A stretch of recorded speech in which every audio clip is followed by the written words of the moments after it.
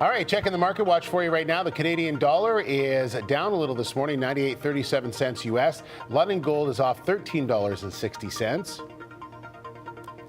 Elsewhere, oil is down $102 a barrel. Natural gas is down as well. We'll update those rest of the numbers for you about a half hour's time, including the North American market numbers. All right, time to talk business. And Catherine Dorazio is here and for Sean Millington today. Good morning. Good morning. How are you guys? Good, doing well. Very well. So it's that time of year when we start thinking about tax deadlines, RSP contributions, and TFSAs. The new, well... Am I saying that right? I always get it confused. Yeah, TFSA? TFSA, tax-free savings accounts. So as of January, Canadians can now put another $5,000 in their tax-free savings account, or TFSA. Right. And that adds up to $20,000 since the program was launched by the Canadian government in 2009. Now, all that money can be invested in stocks, bonds, mutual funds, or cash. But the trick is you can withdraw it at any time tax-free. So designed as a savings tool for Canadians, you can do some simple math to quickly see that if you started at the eligible age of 18 and made your $5,000 contribution a year, by the age of 40, you would have $110,000 in that tax-free savings account before any investment gains. Wow. Is it possible to go back and be 18 again and start? Start again? That's the only thing we haven't figured out. Yes. If the government could come up with that, then wow, they'd be a great government. We'd be popular too. That's right. Now, is this sort of, do you put money in there but still buy RSPs, or do you do both? You do one or the other? Yeah. You know what? I'm in the camp that they're complementary. There's some unique advantages to both. For example, the RSP, you can get a tax deduction in the immediate year of a contribution. But within a TFSA account, you can also withdraw at any time, and you aren't required to withdraw at any time as well. So if you use them complementary, you can meet both your short-term goals as well as longer-term retirement needs.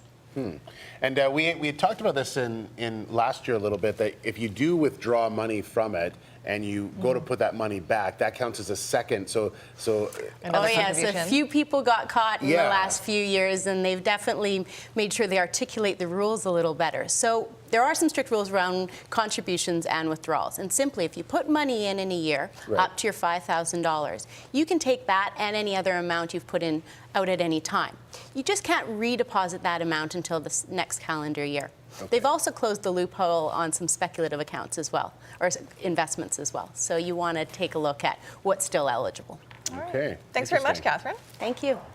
I sort of understand it. That's why we have Catherine. That's right. If you want to get in touch with Catherine, you can go to the website cclgroup.com, or 643-5829 is her phone number.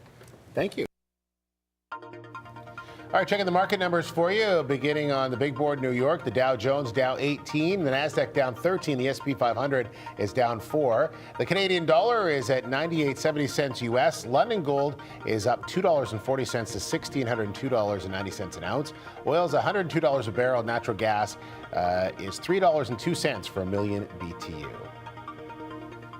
Well, Sean Millington is away for the next 3 days, so we have a new member of our business team to introduce you to. It's Catherine Dorazio, who is with Connor, Clark & Lunn. Thanks for being here. Nice to see you. Thanks, Steve. Thanks, Sophie. Nice to see you. Happy New Year. Happy New Year to you. You know, it's a nice time to start off the year and come in when everything's in the greens. Yeah, no kidding. What a change for once. So we're going to talk about the Canadian dollar today. Yes. And it's been looking fairly strong of late. Yeah, you know, with the stock markets around North America starting off strong here, we've also seen the Canadian dollar reach a 4-week high and almost 99 cents. Now, that came on some good economic news and rising oil prices because of some turmoil in the Middle East that continues. Yeah, and we see Canada starting off the year quite strong. We've got good underlying economics, we've got a strong banking system, and even some good fiscal policy. But global investors find our dollar still quite risky because of our ties to China and the demand for commodities. Okay. Yeah. So what happens now leading forward in 2012 with our dollar? Are we going to see it sitting right now about a buck, or are we going to see it more or less? How do you think it's going to go? Well, it's a good question, because what we've seen over the last quite a few years is a range-bound dollar between about 95 cents and $1.05. And I think with a lot of volatility, we're going to see that continue. It's a risk-on, risk-off trade, as we call it. So with good news and a great correlation to the stock market, we will see that dollar probably pull above par in the first half of the year. But then as the fears come back in, we're going to probably see it pull back within those ranges as well. It's always a good news, bad news story, though, with the dollar, isn't it? Absolutely. It's Yeah. almost predictable. Yeah, because I guess, we always say, well, for buying things, it's great to have a high dollar, but it hurts us export, isn't it? in exporting and all that kind of stuff. So it's kind of, it's a Absolutely. mixed thing, and you always sort of do that struggle along the way. Absolutely.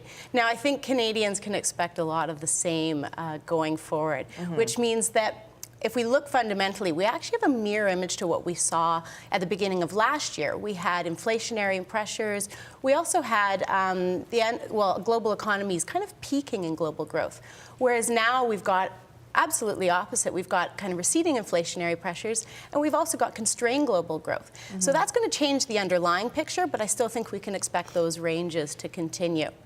And then, consumers really, we can still keep going across the border, whether that's actually just going shopping or looking for some foreign investments. Right. But as you mentioned, the Canadian companies need to be wary that our exports Right. become expensive as well. All right. Thanks very much, Catherine. Great to see you. Yeah, great to see you. Thanks for Thanks. having me. All right, if you want some more information, you can reach Catherine through the website www.cclgroup.com, and there's her email as well. All right, let's check the market numbers for you right now. The Canadian dollar is down a little this morning, 97.90 cents US. London gold is up $6.80.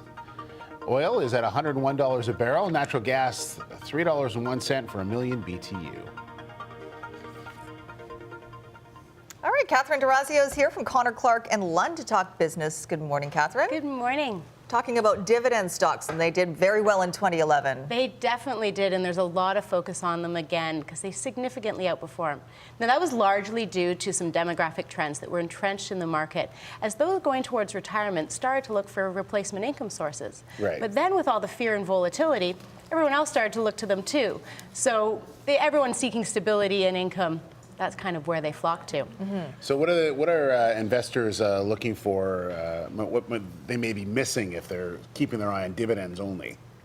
Well, there's definitely some undervalued opportunities. If we want to kind of go through the list, we've got bonds that are very expensive. And when you have a government of Canada bond paying 2% at 10 years, and you've got inflation expectations over 2%, pretty much means you're actually going to just lose money. So I'm trying to focus That's not more. good. That's not good. So I'm trying to focus on the corporate bond market. We've got some great Canadian companies flush with cash paying great yields at attractive valuations. So I would take my sights more to the corporate side of the bond market. And then also taking a little bit of a lesson from our institutional investors that are looking for stability and income-oriented investments as well. They actually turn to alternatives such as private real estate and private infrastructure. A little harder to access, but some definitely great opportunities there. And then there's some bargains in the stock market. A lot of undervalued opportunities that the market's just turning its nose up to anything without a dividend. Right. So they may not keep up with the dividend counterparts when we get some positive news back into the market. Well, we said yesterday you get Kodak for pretty cheap right now. That's right. Was it 37 cents or something like that? 37 cents or whatever. And RIM you can get pretty good right now. Yeah, too. there's a bargain. Yeah, so it's such a weird thing to try and put your money in there if you don't understand it. Because there was that thing where years ago where people were doing those little quick ones where they put money in, Day trading? Yeah, day trading or whatever. Exactly. It's a little tougher than that, Steve. Yeah, it's a lot tougher than that. I don't understand any of that stuff. Yeah, well, there's an understanding when people it's a flight to quality. Okay? Right. And dividends are something people feel comfortable with and they understand. But at the end of the day, you have to look at where the value is. And there's a lot of value been recognized in dividend stocks. Right. So for 2012, I don't think we can expect what we saw in 2011. But that means if you're an income-oriented investor, don't just abandon that strategy. There's still some good dividend-paying stocks. And you want to really remember what your objectives are first before you just go chasing performance.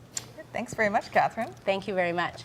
All right, if you want some more details, you can check out Catherine at the website www.cclgroup.com or our phone number 643-5829. All right, checking the market watch for you right now. The Canadian dollar is down a little this morning, 98.37 cents US. London gold is off $13.60.